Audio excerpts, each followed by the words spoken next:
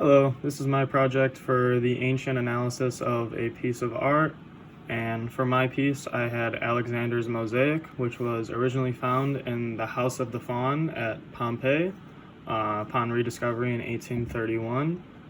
And as you can see, this piece depicts Alexander the Great, leader of the Macedonian forces, one of the most commonly known warriors throughout all of ancient times.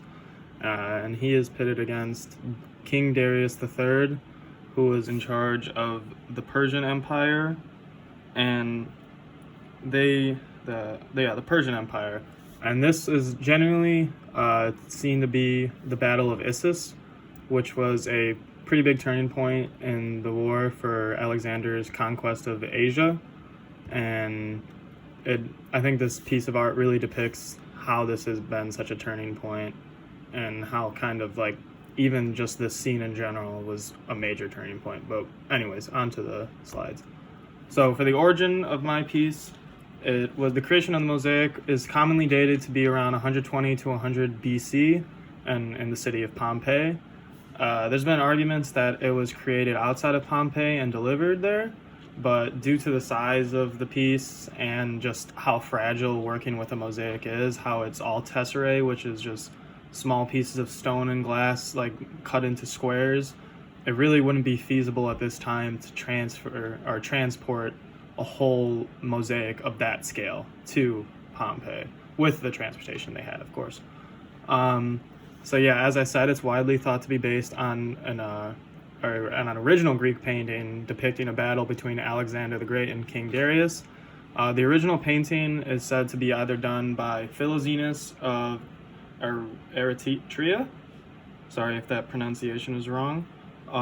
But the more common accreditation, and the one I've seen to be more likely, is to Apelles of Kos. If either of these two are to be correct, obviously. He only worked in he was trained in a technique of using the 4 basic colors that are used in the mosaic itself, but that's further on in the slides. And he was one of the few artists that Alexander actually allowed to depict him. But there's also common debate on whether either of these two are actually the right answer, and because of a lot of ancient Greek paintings have been lost and we haven't been able to recover any, it's hard to tell who it actually could have been. And it was found on the floor of the House of Faun at Pompeii. It was among other mosaics and pieces of art, and it was preserved in the volcanic ash from the eruption of Mount Vesuvius in, I believe, 79 AD. And this is the materials used and dimensions. Excuse me. The mosaic consists of over 1.5 million tesserae cubes, which, as I said, are made out of stone or glass. And the mosaic was created to be placed between 2 peristyle gardens. They had Corinthian pillars on the side, either side of them, and it was 8 feet by 11 inches and 16 feet by 10 inches. So it was a really big mosaic. It took up a large portion of the room, and as I said, it was a floor mosaic, so it was kind of most likely to be the centerpiece of the house or the garden area it was in, and it probably looked extremely beautiful when it was actually there.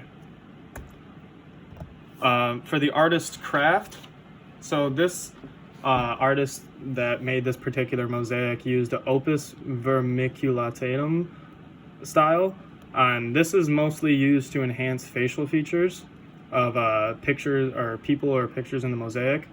It's more of like a lot of the readings I've found said it's like a worm-like style where it kind of my hand motions I'm making right now, but it like descends down, so that makes it a lot easier for the depictions of the face to be made, which, as we'll see, are very influential and important into this piece.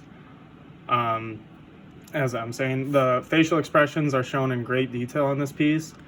You can see Alexander's confidence in as he's riding in. He is very, I don't want to use the word stoic, but he's just sure of himself.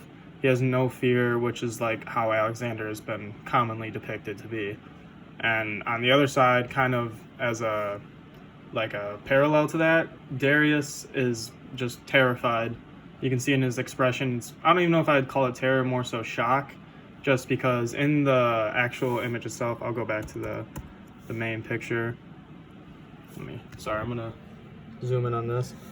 But this right here is not as good as a picture this is part of the Persian Empire, and as you can see, it's been blocked off a little bit due to the damages obtained, but that is Alexander piercing him through the stomach.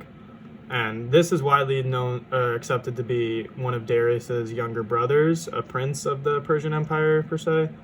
And as you can see, Darius, he's reaching out with his hand right here, and his face, it's hard to see in the actual video that I'm showing right now, but his face is very shocked, and it looks like he's kind of realizing the defeat that's happening.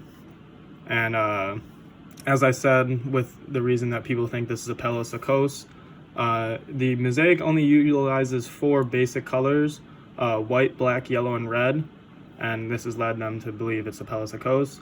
And it's kind of incredible how they were able to use just these 4 basic colors and kind of just use gradients of such and just really create an impressive piece, in my opinion, of course. So the images or the figures depicted in this piece of art, on the left side of the mosaic, obviously, is Alexander the Great. He is riding into battle on horseback, and he is leading the Macedonians and the rest of the Hellenic League. The Hellenic League who have aligned with them. Alexander is a common historical figure for battle, but he's on the left side. And then on the end of the charge, or where Alexander's heading, is King Darius III, who is said to be, or who is leader of the Persian Empire. And in his image, he is more so fleeing the battle. You can see his chariots turning around as Alexander's charging through, and the shock, of course, is on his face, just as the leader of this massive Persian Empire is being taken down and just has no conception of how it's happening. And then, as I said earlier, Persian foot soldier, often said to be Darius's younger brother or another higher up in the Persian Empire. And then to get some ancient voices on the matter, when talking about the Battle of Issus, which was depicted here, Plutarch wrote on Darius's retreat, saying, "Since it was not an easy matter to turn his chariot about and drive it away, seeing that the wheels were obstructed and entangled in the great numbers of the fallen, while the horses surrounded and hidden away by the multitude of dead bodies." So that's a pretty gruesome quote to pick out, but I think it just very accurately depicts the image that is being seen in this mosaic, and it kind of gives some more context to the image. And as you can see with the image, sorry to go back to the beginning again, but the horses are attempting to turn around on the right side of the screen, if you can see my mouse cursor, and it just seems like it is complete chaos with Darius trying to get through there. But so furthermore, on the Battle of Issus, this is what is said to be depicted in this mosaic. It is also said that it could be the Battle of Guatemala, but it's most likely to be the Battle of Issus, according to most historians. And it was fought between Alexander the Great, aided by the allies from the Hellenic League and the Macedonians, and of course King Darius and the Persian Empire. Estimates, Pliny the Elder had stated that the Persian Empire had over 600,000 soldiers, but most of the sources I had found had said that to be a very vast overestimate, and most estimates I found have the Persian army at around 100,000 soldiers, which is still way more than the Macedonians, who had only about 40,000. And in this battle, seeing that Alexander was victorious, he was able to, this kind of was seen as a turning point in the Persian reign over the Hellenistic world, and it's one of Alexander's greatest achievements, mightiest achievements, and that's about the Battle of Issus. And for the status of the mosaic, or what I would see as the reason why you would display this in your home, so the House of the Fawn, upon rediscovery, was seen as a very wealthy estate due to all the pieces of art it had on display. I believe it had a few mosaics, including Alexander's mosaic, of course, It had the House of the Fallen statue, which was completely sculpted and had to be probably commissioned to an artist. A lot of the art in that house had to be commissioned, like the Alexander Mosaic, just because of the size and the detail. So it was assumed that it was a wealthy estate for the mosaic or for the house. And so having this mosaic, obviously you walk in, you see a giant battle being depicted of a famous Greek painting, or just a nice Greek painting if you hadn't heard of it at the time. It's gonna be a very good display piece. And a lot of the people at this time were aware of Alexander the Great's conquests, and he was kind of seen as a legend-like status almost. So to have him depicted in your house in a sort of mosaic of sorts, it kind of like, and that way you were saying that you wanted to not achieve the same that he achieved, but strive to be like that. You were trying to portray yourself in a way like Alexander the Great almost. Same thing anyone would do with any art they have in their house today, just with a different figure, really. And yeah, depiction of Alexander at this time was honor, respect, and one of the ancient world's strongest warriors. So, and then the importance of the piece. This is obviously it's important, just the rediscovery alone, finding this whole House of the Fawn full of artistic values and commodities is very important to rediscover. But this piece was seen to be as one of the more advanced during its time, just because of the amount of detail and the sheer size of the mosaic, just how massive it was in comparison to others. And the only mosaic comparison I could really find was to that of the Nile mosaic, and that was about it. And still, from what I could tell, this mosaic was kind of more impressive, but I'd have to look more into the Nile mosaic, obviously.